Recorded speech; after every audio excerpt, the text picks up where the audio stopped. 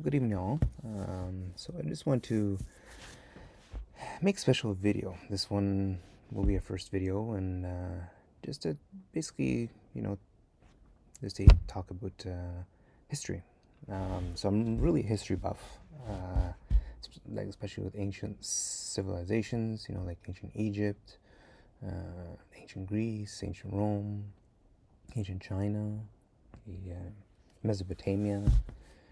So really, ancient history. It's very, I find it really fascinating because it's something that we should all know, and to know the truth, of our history, where we come from, what we, where we were, where we're going, where we are at present. Right? It's very interesting. Civilizations rise, and they eventually fall, and but just the certain civilizations, the amount of time that they lasted is incredible. Like the history that we know is ancient Egypt. Over 5,000 years that they have been around in different dynasties. That's amazing. So this video here, so I want to focus with North Africa. I'm particularly from Algeria, which is in North Africa. So a border of Morocco, Tunisia, then down south Mali, Niger. So it's a big country, and not just Algeria, but North Africa, or what they call Maghreb region. It's very has ancient history, so much history that goes through the different civilizations that existed within that time. But the one thing that's very special about North Africa is the Berbers. I'm from Algeria. I'm actually have a Berber background. I'm from the east, Algeria. It's called Annaba. Also to Tibessa. That's another. That's my mother's hometown, where she was raised. A lot of Roman ruins there. I've actually been there, and I've seen them. Like Roman ruins, Roman churches, Colosseum, like an open Colosseum. It's incredible, and it's all over Algeria, and also to the Maghreb area, Tunisia, right? So yeah, so fascination with me is with my heritage. The Berbers, like the they're like how old they are. Their society. How the different kings, queens. That they have. Just their society in general.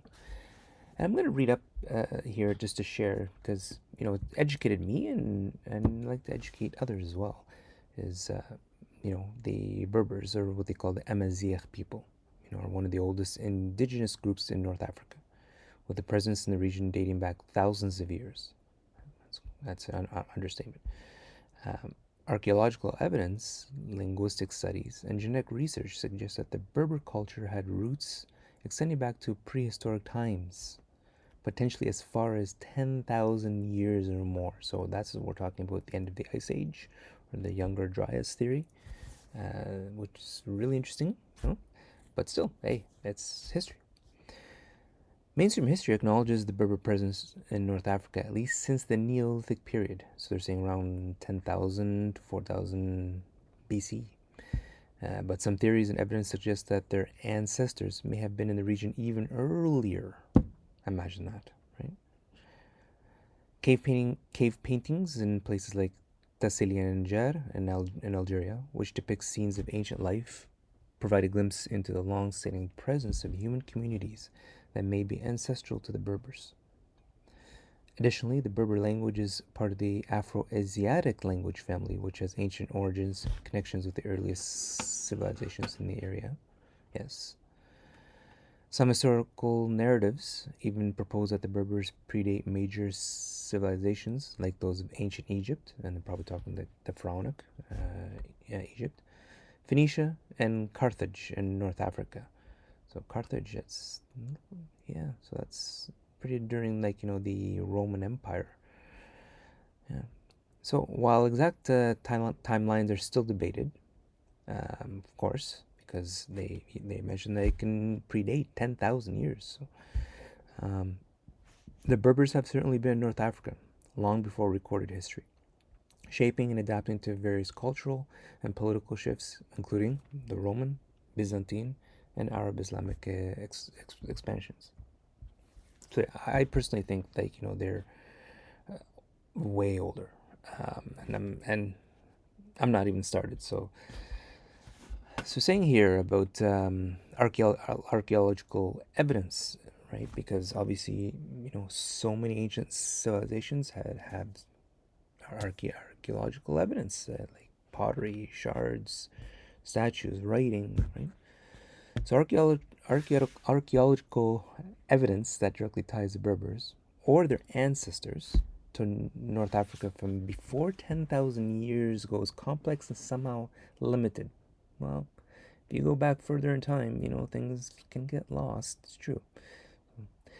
So largely due to the challenges of linking ancient artifacts directly to specific ethnic groups. However, there are substantial findings indicating a long human presence in North Africa that many researchers consider to be ancestral to the Berbers. Yes. So here are some key points and discoveries that support the notion of a very ancient human habitation in the region. So, and they talk about the different ages. So the first one that they talk about is the Aterian culture. So Aterian, Aterian. They're saying they were in the Middle Stone Age period. So the Aterian culture, which spanned across North Africa from roughly 145,000 to 20,000 years ago. So look at that date. So provides some of the earliest archaeological evidence of human presence in the region. Aterian sites are found in Algeria, Morocco, and Tunisia, with artifacts including stone tools such as tanch points and scrapers that are distinct to this culture. And I'm sure in Algeria they have museums there, which Algeria and Morocco and Tunisia, there's museums that show that, as fact. So although it is impossible to say definitely that the Aterian people were Berber, they are considered one of the earliest ancestors of later North African populations. This is interesting. So they're saying that they were a people before the Berber? Another race. We'll get to that later. So the Aterians likely contributed to the genetic and cultural makeup of the Berbers' ancestors. So that's the Aterian culture. Another culture, and they say that this is from the Upper Paleolithic to early Holocene. So they called them the Ibero-Maurusian culture. Ibero-Maurusian culture. Interesting, because Iberia, that's present-day Spain. So the Ibero-Maurusian culture dates back from 25,000 to 10,000 years ago, and is found across much of the Maghreb, and they're saying that's Morocco, Algeria, and Tunisia. Archaeological sites like Taforalt and Morocco have provided tools, burial sites, and skeletal remains that point to an established population. I definitely agree that that Morocco is very old. I'm hearing even older than 20,000, like we're talking 200,000. I think they even found some archaeological evidence that pointing to earlier hominids there. So genetic studies on Ibero-Maurusian remains show links to other ancient North African populations, and some believe that Ibero-Maurusians were direct predecessors to later Berber-speaking population. So that's another interesting society or culture. Then we have next, now they existed during the Mesolithic to Neolithic, the Capsian culture. So, and this is again in North Africa. right? So emerging around 10,000 BC, the Capsian culture is generally recognized as part of the cultural ancestry of the Berbers. Capsian artifacts, including ceramics, beads, and burial practices, are found throughout the Maghreb and the Sahara. So that's also interesting too, because I do know that that there are different. They have clothes, beading, ceramics, and the Berber, especially silver, but colors too. Sites like Grotte des Pigeons at Taforalt have shown evidence of complex societies with distinct cultural markers that align with what later became Berber culture. Then we have the cave art in Tassili and Anjar. So this is in the Sahara. So the rock art at Tassili and Anjar in southern Algeria, as well as similar art in other parts of the Sahara, dates back to over 12,000 years and depicts a range of activities including hunting, dancing, and even early forms of domestication. I really want to get to this later on because, I'm really thinking that there is a more ancient society, in North Africa, which I believe that everybody should know. What from the Eastern to Western culture, and the actual history. So these artworks are believed to have been created by the ancestors of modern Berber-speaking groups, and they provide a valuable glimpse into the lives of North Africa's early inhabitants. So again, we'll get to that, back to the cave art. Genetic evidence. Genetic studies show that North African populations have distinct lineages that diverge from other groups tens of thousands of years ago. And they agreed that there's different, Berber in Algeria.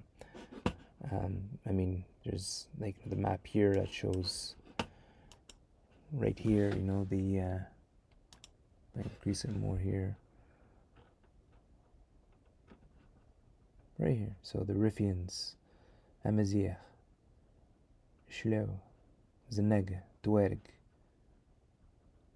Shanouia, Shanoua, Qabail, Shawiya. That's from where I'm my historical background, and maybe even Qabail too from my mother's side. So Nafusi, and then Berbers of the Oasis, and you could see it, with the different coloration. So it's pretty big. That's Northern Africa, right? So that's wanted to show you, when they mentioned about the different the different Berber lineage. So for example, the E, and we're going to hear this often, M81Y chromosome haplogroup is highly prevalent among Berber populations and is thought to have ancient North African roots, supporting continuity of the Berber genetic lineage for thousands of years. That's very important when they mention the chromosome.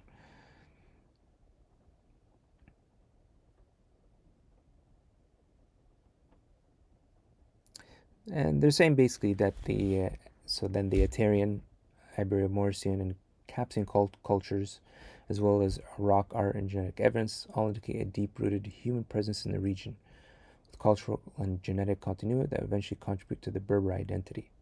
And that's what they're talking about, North Africa. Amazigh, the Berbers of North Africa. So now obviously they left language.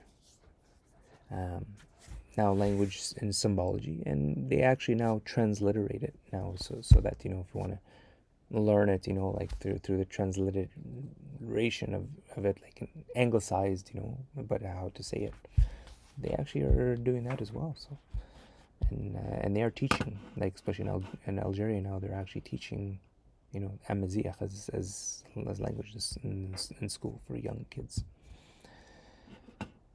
So the oldest known evidence of Berber language, as we recognize today, comes from ancient inscriptions written, now they say, in the Libyaco-Berber script. Libya, so you can say the Libyan script. So they say that the script dates back at least around the 3rd century BCE.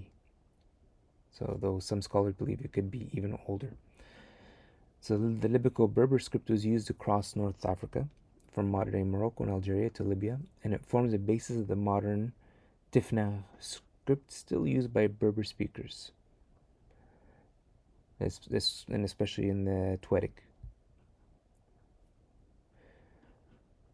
So key points about Libyco-Berber inscriptions is so the script is the oldest direct evidence of a Berber language and is considered an early form of writing specific to the Berber peoples. So the inscriptions consist of symbols that represent sounds or ideas, making it one of the first indigenous writing systems in North Africa. Geographical spread, so the Libyco Berber inscriptions, they've been found across the Maghreb and the Sahara, with particularly notable findings in Algeria, Tunisia, and Libya. Inscriptions have been discovered on monuments, steles, and rock faces, indicating the widespread use of the language among Berber communities in antiquity. Relationships to other languages. So although the exact origins of the Libyco-Berber script are unclear, linguists suggest that the script may have been influenced by or developed alongside other ancient North African writing systems.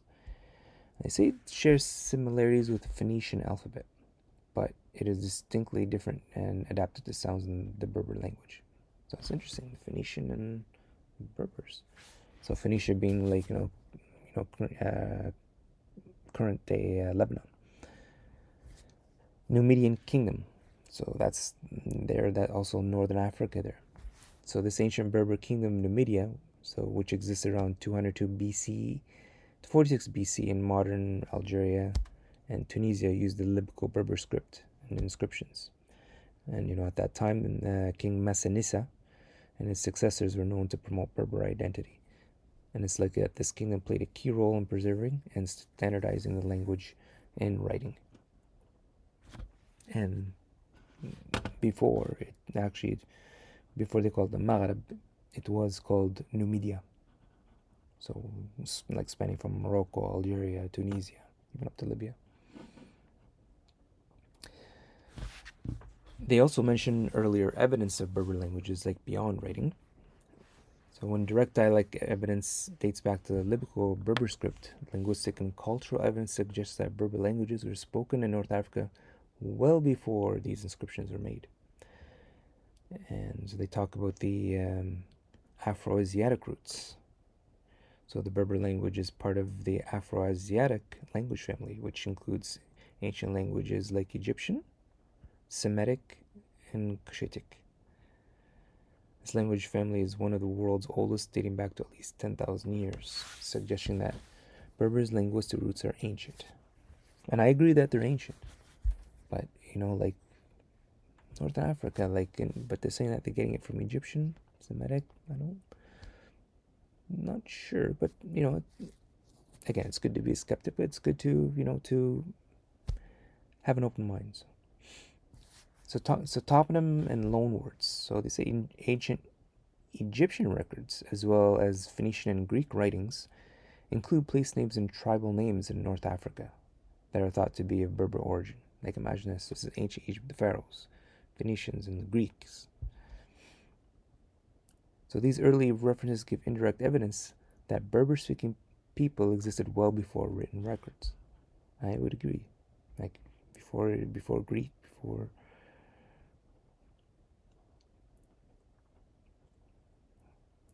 So we're talking tens of thousands of years, and probably even older. So they're saying that then the Libyco Berber inscriptions dating back to around 3rd century BCE. So however, linguistic, genetic, and cultural evidence strongly suggests that the Berber language and the people who spoke it has ancient roots in North Africa that predate these inscriptions by several millennia, and which I agree 100% here when they talk about that. So now to get, like more elaborate,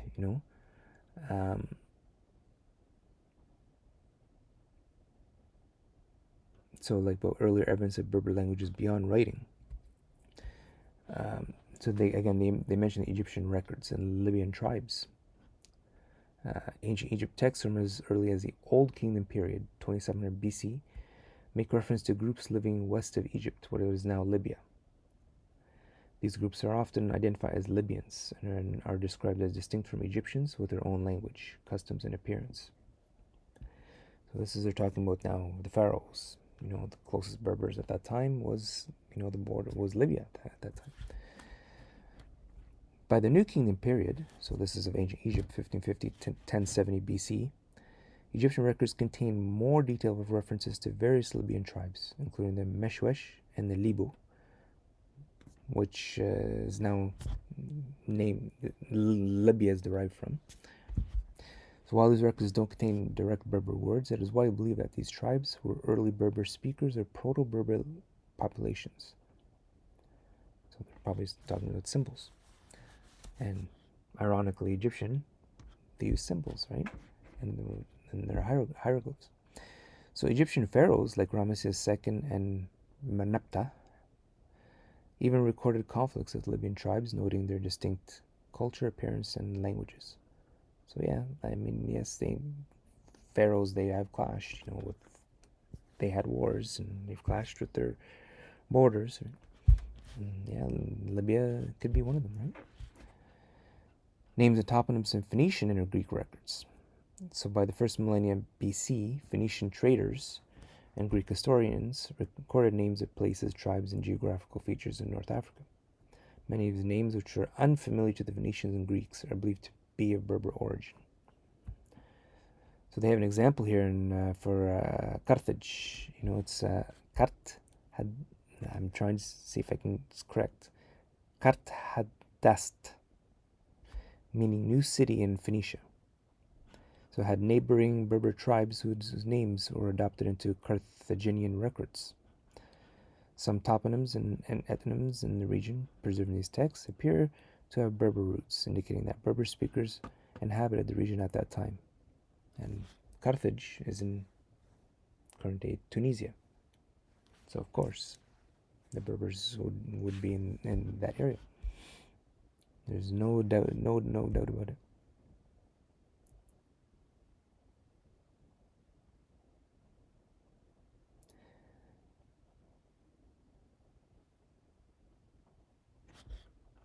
They're saying Egyptian texts, right? The Middle Kingdom period, 1700 BC, show evidence of loanwords that linguists believed originated from Berber-related Afro-Asiatic languages. And they're including, terms about related to geography, animals, plants, materials specific to North Africa, suggesting contact and influence from Berber-speaking population. The presence of these loanwords implies cultural exchange or proximity with Berber-speaking groups, suggesting that the Berber language or a precursor to it was already well established in North Africa. And they do mention that, in Egypt, the Berbers once inhabited Egypt. They created the Al-Azhar there, right? It's very famous. Right? Rock art and cultural artifacts in the Sahara. So now that we're talking older here, so they say Central Sahara, especially in regions like Tassili and Jer, that's in Algeria. Rock art dating back over 10,000 years depict scenes of daily life, rituals, hunting, and animal domestication. Some of these scenes, especially those showing domesticated cattle and horses, hint at a proto-Berber culture. But it's interesting, like when they talk about the domestication and just more history, like I feel there's something missing, like something more ancient. So while these images are not direct evidence of the Berber language, the cultural continuity seen in practices and motifs, such as depictions of cattle, which play a significant role in traditional Berber culture, suggests a long-standing indigenous North African culture that likely spoke a language ancestral to Berber. The Afro-Asiatic linguistic roots.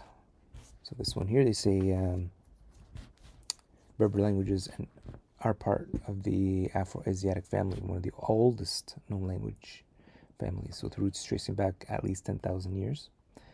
The family includes ancient Egyptian, Semitic, so they're saying example, Akkadian, Phoenician, Cushitic, and Chaldic languages.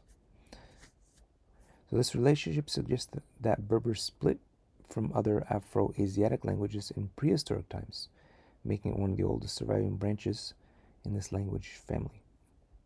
The divergence from Afro-Asiatic languages implies that Berber likely developed in North Africa over many thousands of years, evolving its own unique linguistic characteristics within the region. I mean, this is, if you talk about the Maghreb, North Africa, it's an understatement. Like, the history there is incredible. Like, it's, I could say it's probably more even older than ancient Egypt.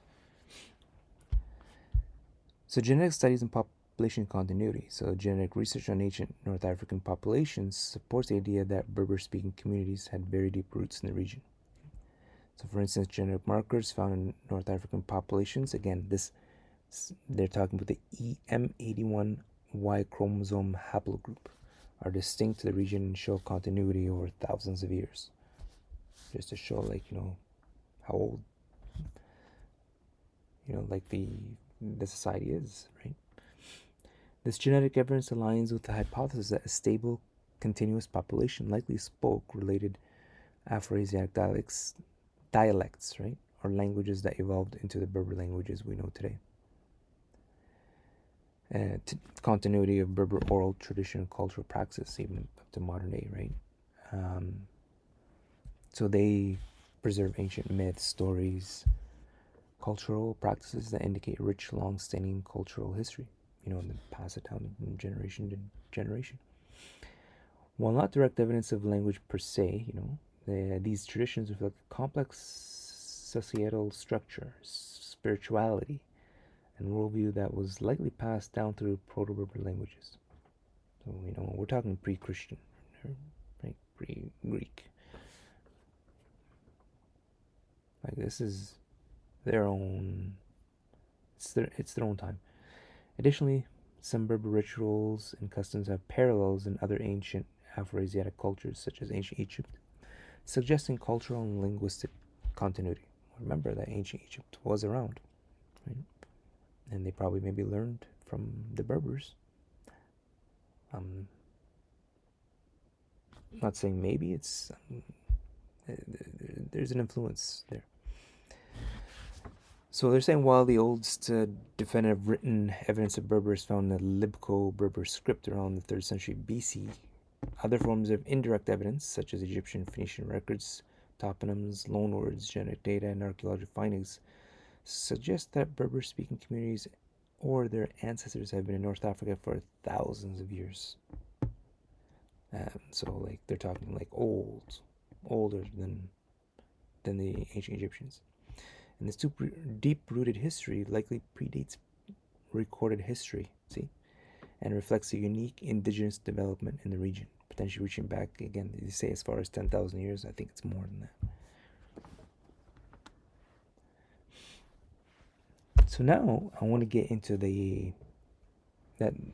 back to that cave art, right, in Tassili and Najjar, because that's where I think the cradle, that's when the start, right?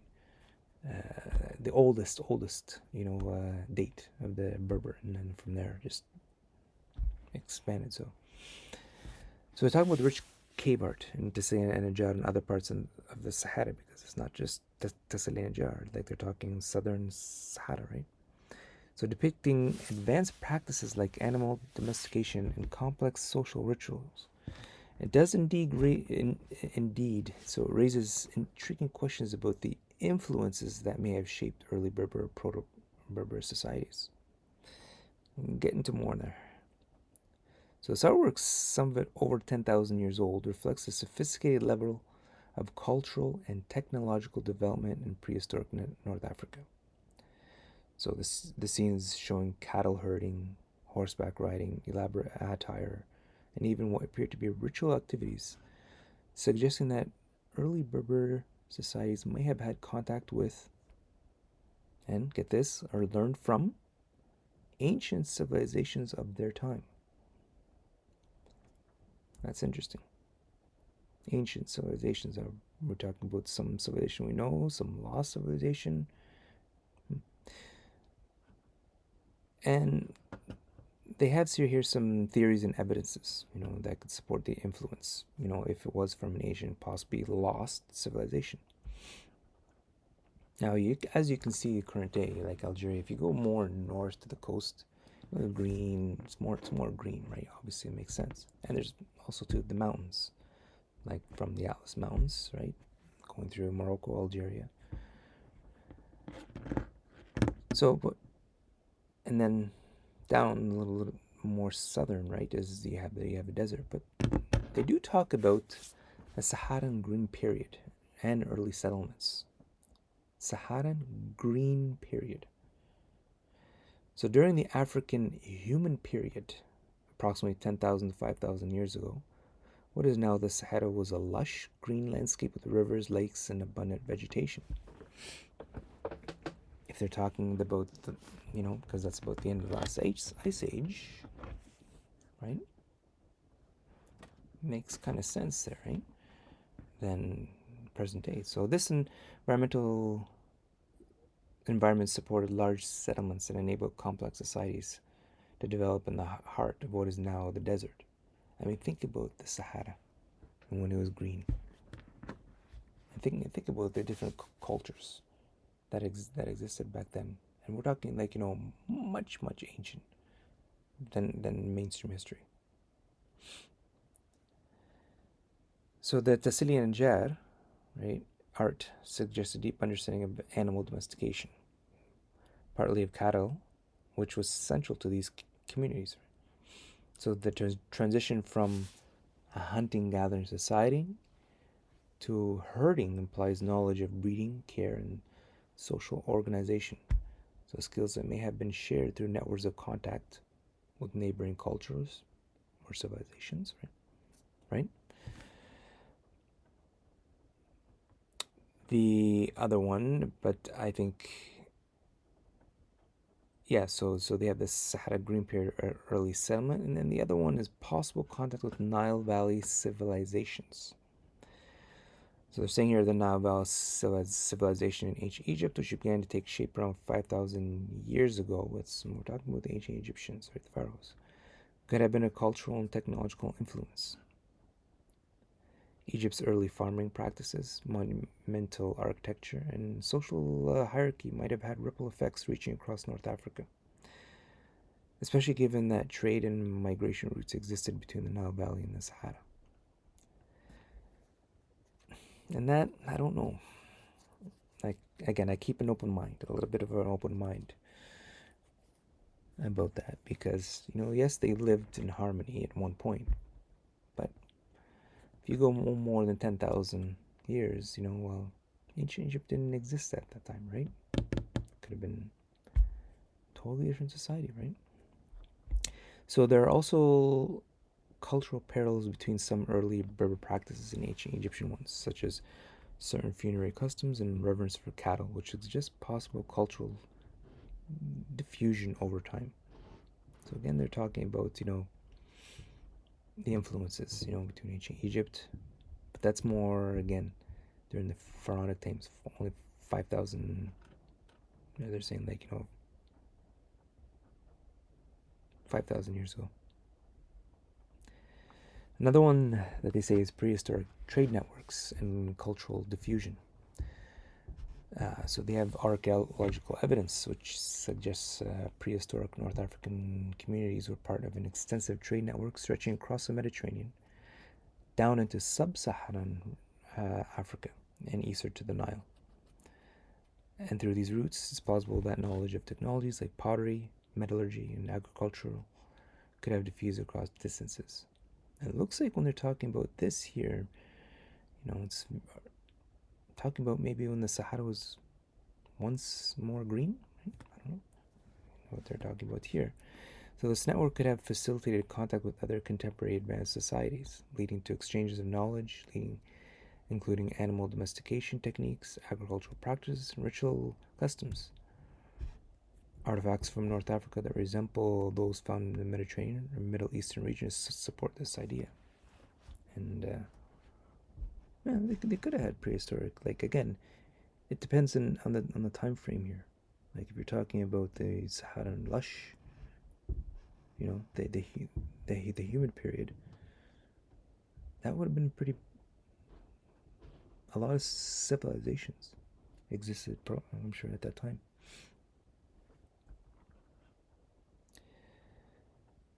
Another thing, and I do want to get into this, and this is I'm definitely not in this podcast, but or this video, but I want to get more into it. Is theories of a lost Saharan civilization.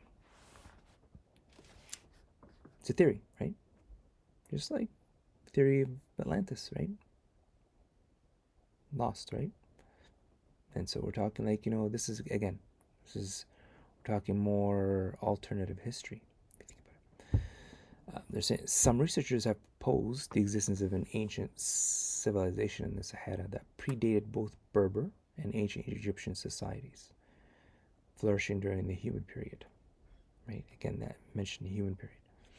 This civilization, if it existed, could have practiced farming, built settlements, and domesticated animals, passing on knowledge to later populations, including proto-Berbers. If they're talking about this, they're talking about this is not just a bunch. It's talking about a Saharan civilization, like one civilization. And they're saying once the climate began to dry up, and the Sahara turned to desert, right? This civilization could have dispersed, which makes sense, right? With its people possibly migrating to more hospitable regions, like the Nile Valley or the Maghreb, bringing their skills and traditions with them. That the Celine and Jar art, with its scenes of daily life and ritual, could be an echo of this ancient lost way of life. So you've got to take those artwork,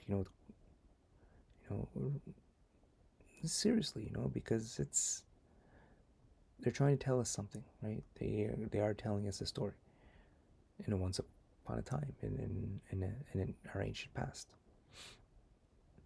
and it could be, as they're saying, like, it could be more than 10,000 years old. Those cave arts, like we're talking probably like maybe 20,000. Who knows? 30,000. I can't tell you the date, but it's ancient, and I think it's very very underrated. This history. Of the which is called the North African region.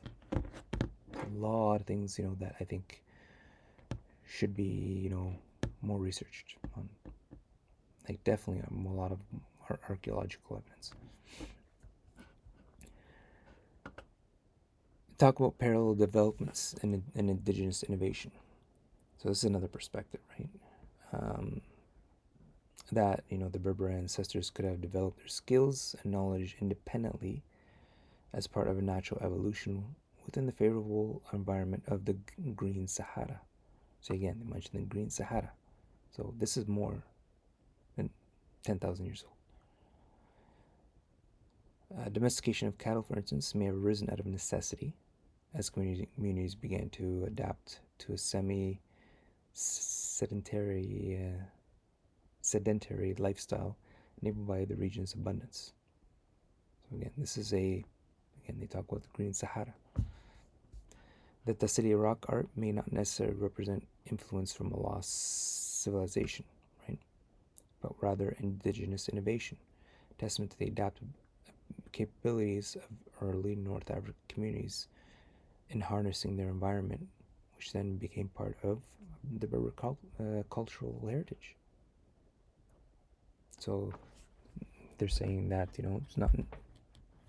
this is not necessarily an ancient lost civilization. It could be the Berbers that that basically adapted, and then through the environment, they evolved.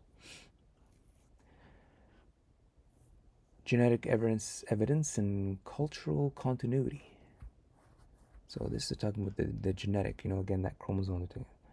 So genetic studies on ancient remains from North Africa show a deep continuity in the gene pool, suggesting that the Berber ancestors may have developed independently yet retained knowledge through successive generations.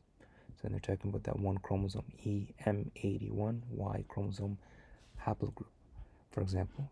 So that points to a long-standing localized population, which might imply that technological and cultural advantages seen in the Tasiri rock art were developed within these communities.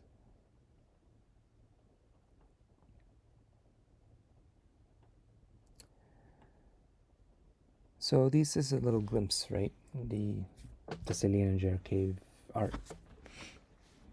So, glimpse into an advanced ancient lifestyle, that may have influenced by contact with early civilizations in the Mediterranean.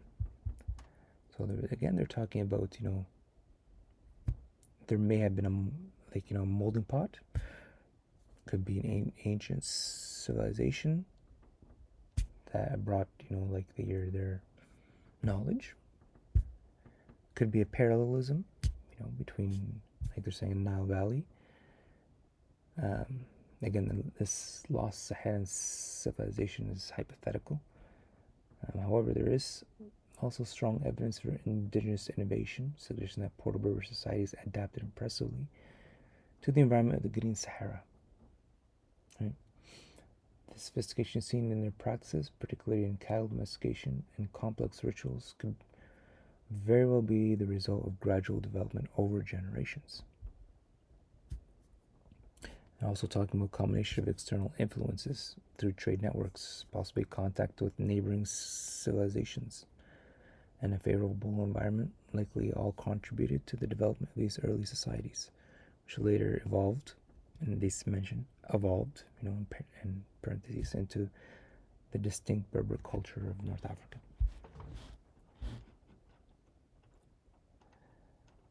So,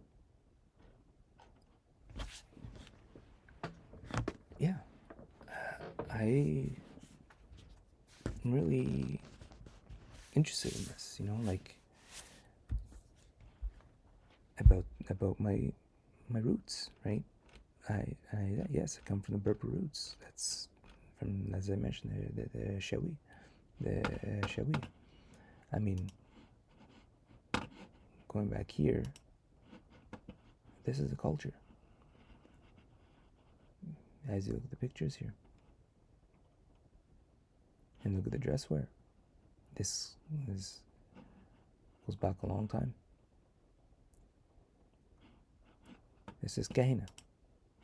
I mentioned this is again the Queen Dihya. That's Arab conquest of North Africa, and Amazigh resistance led by Queen Dihya, or Kahina. That's her name there. That was her name.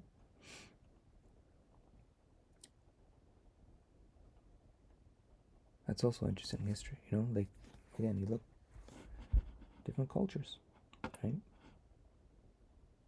All in North Africa.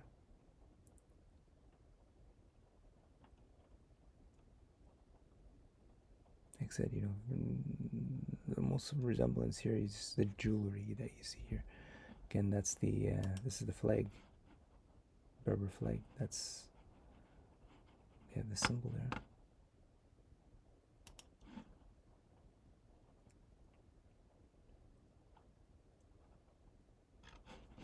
Let's talk about Amazigh ancient art.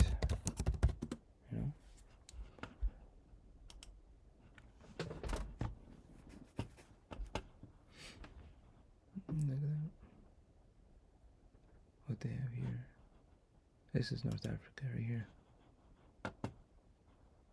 It's definitely could be over 10,000 years, right? So I'm sure in the Tasiri and region, in the southern Sahara.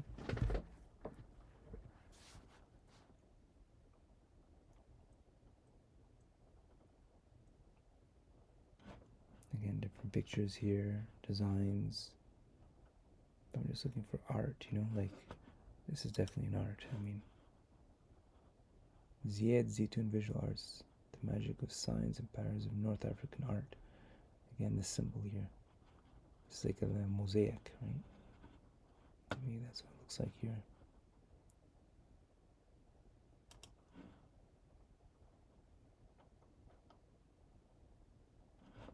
Right here. They call it the Yaz. So the symbol of the Berber language and culture of North Africa, which gives a representation of the free person. Right? And for you, you know, you could. It's up to the person, you know, what they would imagine this to be if you look at it pictographically. Right? Well, they say free person. It looks like a person to me, right? If you look at it as a stick figure here, but again, that's just my opinion here. These are like, you know, these are famous jewelry here, mostly silver, I think. You know, corals, I think that they have here, because especially if they're beside the Mediterranean, they would add corals. Interesting Berbers here. Different old Berber. Yeah, this is famous here. I think that's where it's one of the funerary domes here that they have. Artwork, but again, it looks like Roman. You can see, yeah, I see here, Egyptian here, influence, Greek, Arab, right? All different civilizations. Yeah.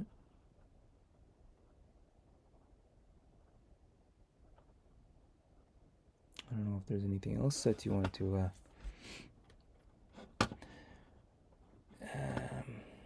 maybe in GreenSahara. Let's see if there's anything they talk about here. See if there's any pictures, you know.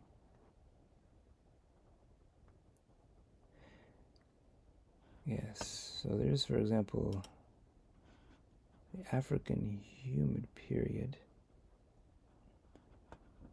But again, you could see only the coastline is green here. All this is the Sahara, North Africa. And but if you go here, it goes green here, but that's pretty much from west to, you know, east. So Egyptian here, Morocco, Western Sahara, Mauritania, Algeria, Tunisia, Libya. But then you have this here, which is interesting. This here, they're saying like, you know, it's showing like, you know, the Sahara Desert. And if you look at that, it doesn't look like a desert to me here. It looks pretty green to me with different lakes. But again, they mention the years from 9,000 to 5,000 years ago. So I would agree here that there would have been definitely a North African, a civilization here. Now, am I going to say Berber? Yeah, could have well been, right? But what was before at that time? This is what was before, like we're talking over 10,000 years ago. Which is, I think, the missing period. Again, there's another picture here. How the desert turned from ocean to sand desert, because they're actually mentioned that they did find whale bones in the Sahara Desert. Very interesting if you look at it. But again, this would be more in another topic that I definitely want to talk about. So the first topic was to talk about, again, my roots, or the Berbers or Amazigh people. it's the oldest indigenous groups in North Africa. And again, no borders here, right? Just North Africa. This is a culture, which have been here for a long time, and they have a lot of artwork, and they've influenced or lived maybe besides other civilizations. We're talking about the ancient Egyptians, the pharaohs, the Greeks, the ancient Greeks. What do we have here? We have the Roman Empire, especially, right? Especially the Roman Empire. I'm sure they had different, what they called provinces, right? And North Africa was one of the provinces.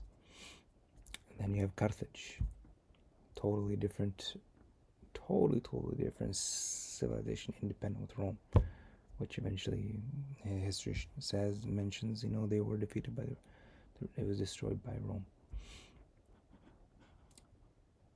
Byzantine Empire, the Phoenician Empire. There's a name to few, that were basically in contact or parallel civilizations, with the Berbers. Like I said, the Berbers are their own people, right? Just like ancient Egypt, the pharaohs, right? Ancient Greeks, right? Ancient Romans.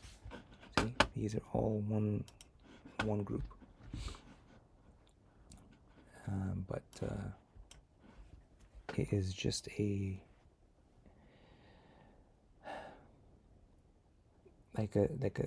civilization with a lot of history, a lot of a lot of history, a lot of art, a lot of language. How they were as a society. If you have any questions, if you like this video, please like, also to subscribe, because I will be doing more of this. Like I said, I'm a history guy, and I like to talk about all types of history, by the way, right? Just in this case, I wanted to start as because, again, while my channel is These Prince, but again, that's where I come from, and at the same time, Algeria was once part of a bigger empire, where the inhabitants were the Berbers or the Amazigh. Now, influences, which I definitely want to talk about eventually, and which really two topics, that are part of North Africa.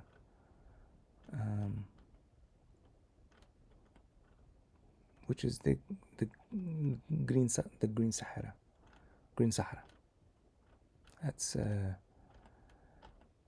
That's where we can probably detect, like a big culture there. And we're, like I said, the ancestors of the proto-Berbers. That's one, right? And again,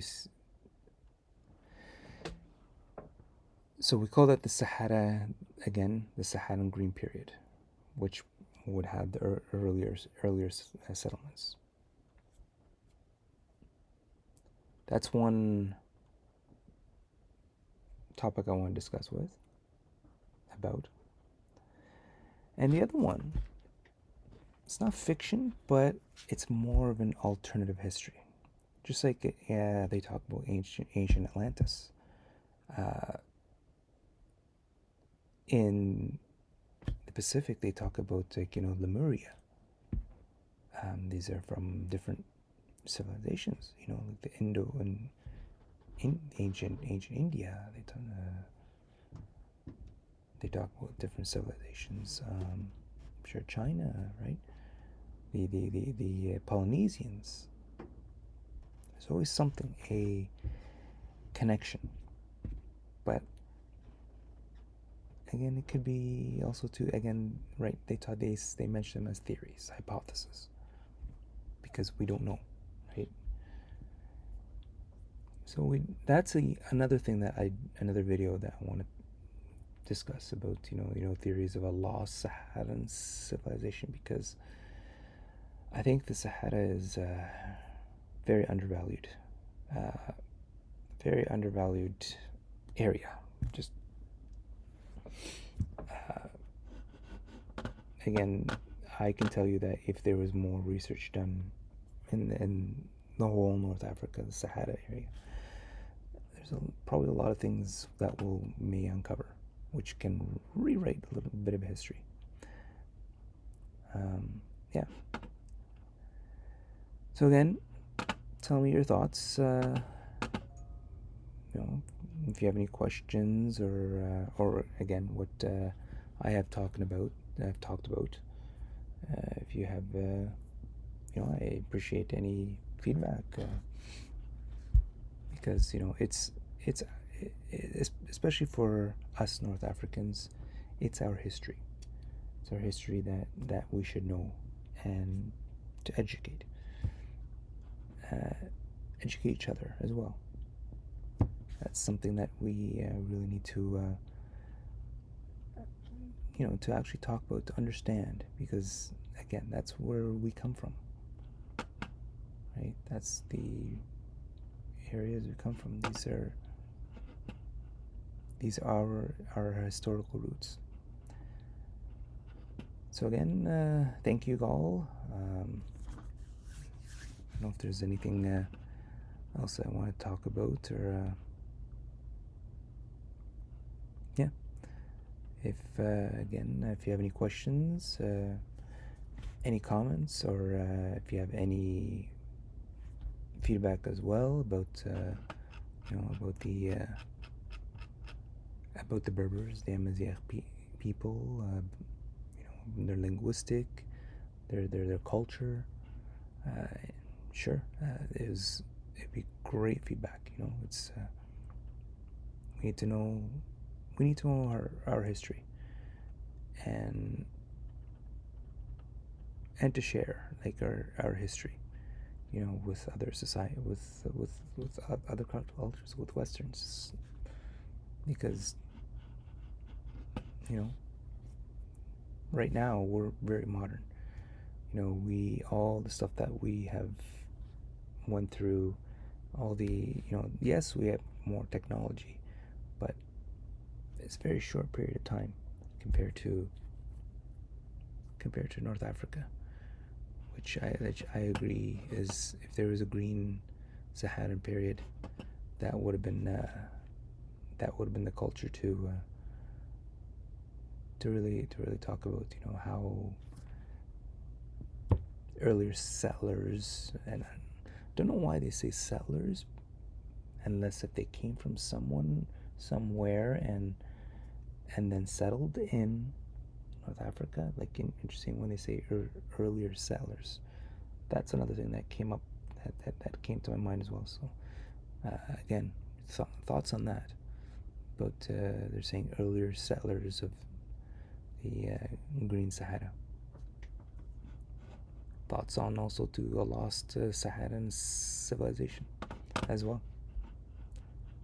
All right, thank you all, and we'll next video, I'll see what topic, either like I said, the Green Sahara period, or the theories of a lost Saharan civilization.